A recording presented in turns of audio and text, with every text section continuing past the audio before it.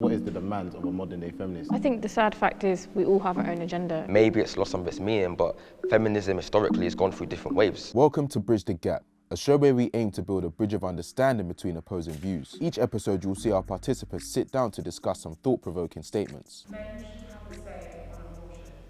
If they disagree with the statement, they'll leave their seat and allow those that agree to explain themselves. It takes two people to create a child. Those that disagree then return and express themselves to the rest of the group. Say the guy is not around when you find out you might be pregnant and he can't really have a say, like he's in another country. Hopefully building a bridge of understanding. Let's see what happens.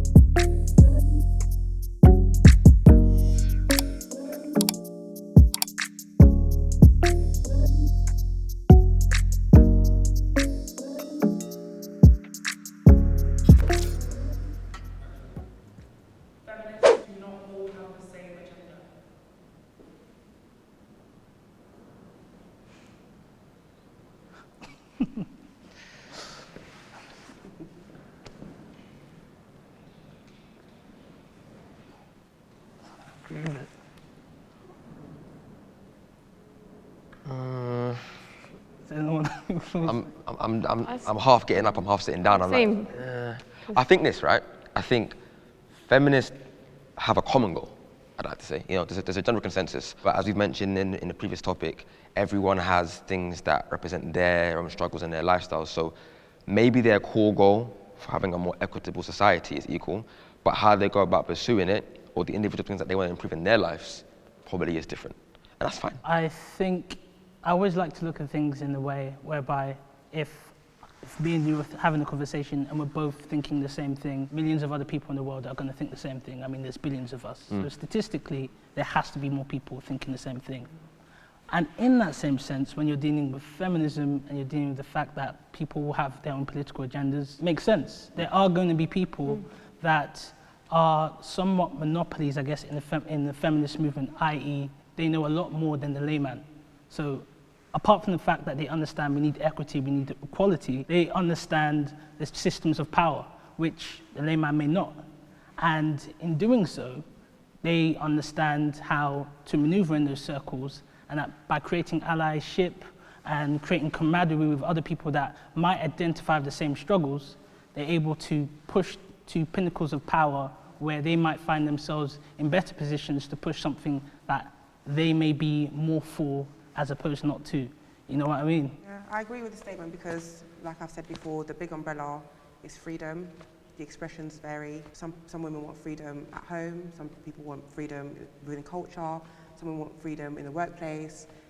Some women, as human beings, we all want freedom in a certain capacity, and it's just subjective to each individual, so yeah. I agree. I think the sad fact is we all have our own agenda, because even if you're a feminist, like you could be a white Republican feminist, or who supports Trump. Unfortunately, they probably do exist. Or you could be a black Republican who supports Trump and is also a feminist. So I think, unfortunately, because of other political divides, we all have our own agenda when we join a movement. I feel like movements today are great. Like I think Black Lives Matter, which I can't speak about very much because I'm not knowing them that much, but I think that movement has got such a ring of everyone knows why they're doing it. At least people who educate themselves know why and what the main purpose is. There isn't much drama around it. And I can't speak for it, but I think there probably isn't as much drama. Whereas feminism, I feel like you can speak on it. Just because you're not black doesn't mean you can't have a perspective, you can't have an opinion, and you can't find an area of our movement to identify with. Cool, Because, all right. Of course, if I speak about police brutality, you don't need to be black to understand that it's wrong or that it's bad. I would think not, hopefully, yeah. But thanks, I just think like I'm not an expert on it. But yeah, I think that movement has, for those who choose to educate themselves, there isn't drama, there isn't waste of time drama. Feminism, however, with all this transphobia argument, I feel like that's wasting the time when they could advocate for minorities. They instead need to talk about how they don't want trans people. Now, that may be a valid point, but I think it's because feminism has been like so discolored by all these like really random areas.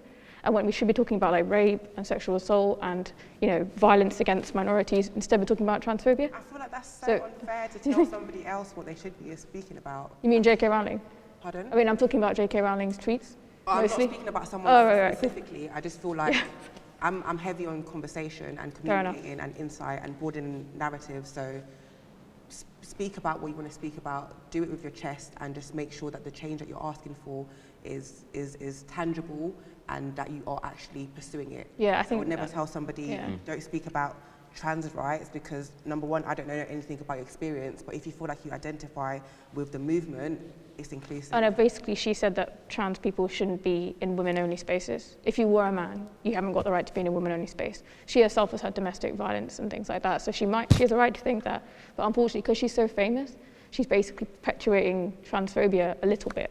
I think. understand your angle, but what I'm saying is if I'm a trans woman and that conversation's been held, I want to have that conversation. So you want her to bring up something? I'm not saying that I want Okay. her to push her negative, what I perceive to be a negative narrative, but I feel like if people have those opinions, clearly the conversation needs to be held. True, We've true. been educated. No. We need That's dialogue. a very good point. Yeah. You know, And we need dialogue.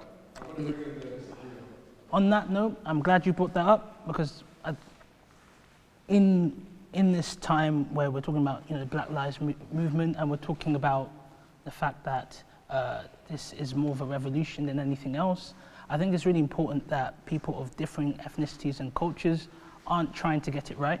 They need to have that conversation, as you were saying, because I mean, even corporates who are trying to, okay, let's say bandwagon on the feministic type movement, they say, oh, we want to get ahead of it, or we want to get it right. If you're trying to get it right, you're still hiding those pieces of wrong information that you have in your brain, because you're afraid to fess up to the fact you might be a contributor to this problem, and that instead of educating yourself, you think you can just hide behind the guise of, oh, we just want to get it right. Like this is a test. Like feminism, equality is not a test. Like you were saying, things are subjective at the end of the day. And if someone has a bad point, a bad perspective, it doesn't make them a bad person. It might just be that they've not yet understood their privilege in the situation. So things that they're saying actually sound worse than they should be. Yeah, so my whole perspective is, the question was, do all feminists have the same agenda or same narrative? And what's interesting is I think all the feminists with significant influences of power to actually create change all have the same narrative and all have the same agenda. Because if they didn't, we would see real change.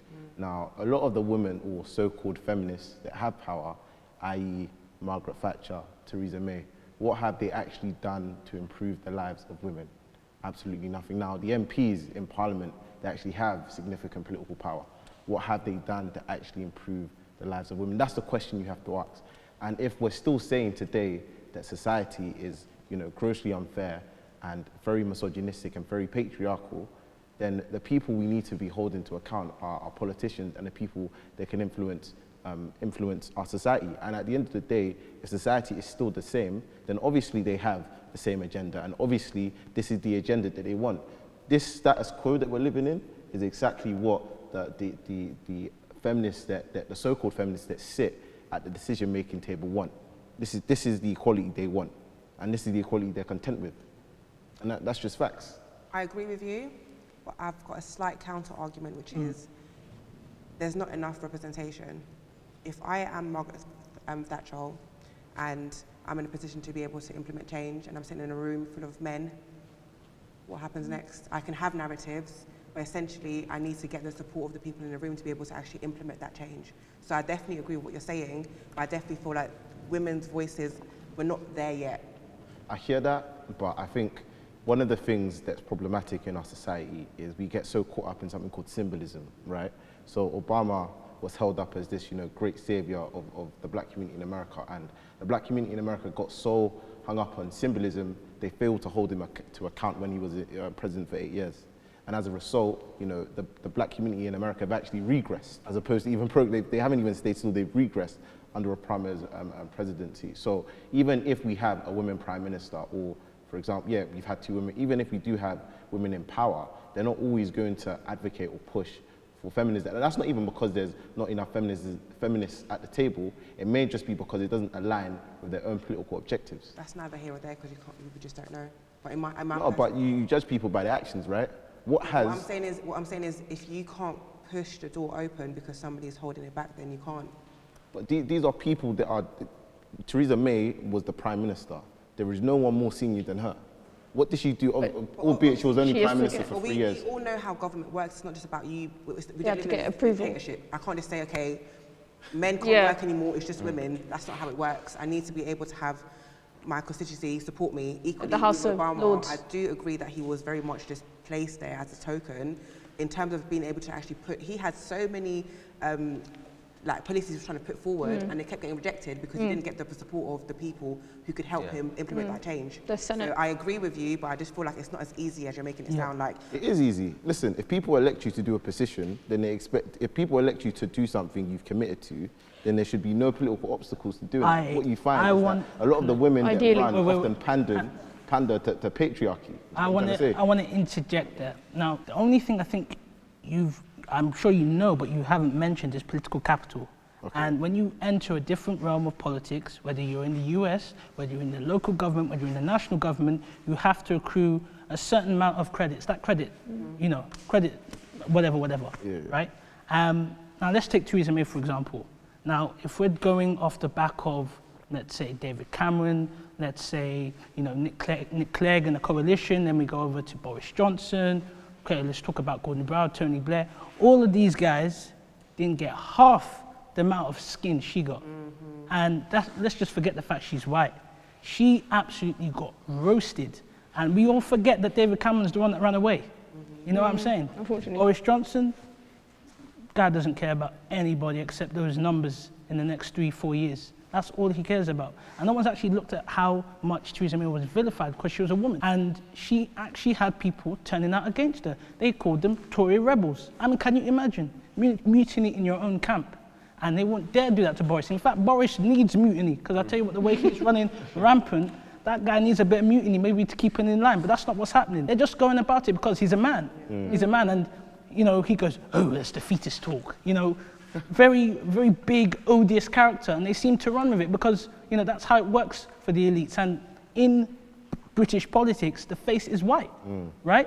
But at the same time, it's male, and it's full of ego. I mean, there was one guy in the Conservative Party that said he believes he was bred to rule. I mean, who comes up with those type of concepts? But he's a male, you understand? And you put a female in that type of position, trying to imbue a political situation heightened by patriarchy with feministic cultures, it's going to be difficult. And sometimes you've got to pay people, you got to, you know what I mean? I hear what you're saying. You've got to be a bit of a Robin Hood type character. The thing is, I have tremendous respect for any woman and all women that are able to sort of break through the glass ceiling. And Theresa May did that. She became leader of a political party, and she also became prime minister. However, Theresa May is miles away from me in terms of my ideology, right? So I don't agree with anything that comes out of her mouth. But however, what I will say, and I do agree with you in the sense that she was vilified largely because she was a woman, but that's the bed she chose to lay. You know what I'm trying to say? She chose to get into bed with the Conservative Party, who have a long history of being misogynistic, of being racist, and being and perpetuating narratives we don't necessarily agree with. So that's the bed she made. She got into That's true. But what you have to understand is she's an upper class white woman. She's gonna be right wing. That's not necessarily. I'm just saying it. If you're wealthy, right? If you're a black wealthy person, right? Now, depending on the type of person you are, where you grew up. Okay, sorry. I'm gonna bridge it back. But if we're talking about the feminist route, if you're in a rich, wealthy position, your political allegiances become different based on the fact you want to keep your money. Let's all be honest, right? So, leaning back to feminism, right?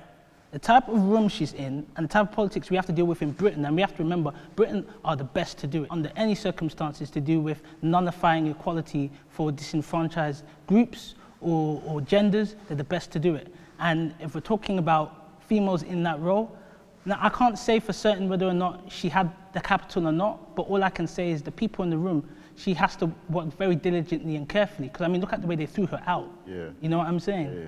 But my whole argument is that she was part of the problem. And in Britain, we have something in Britain called the political class, right? The political class, essentially, we've got... And I was going to bring it back, but cool.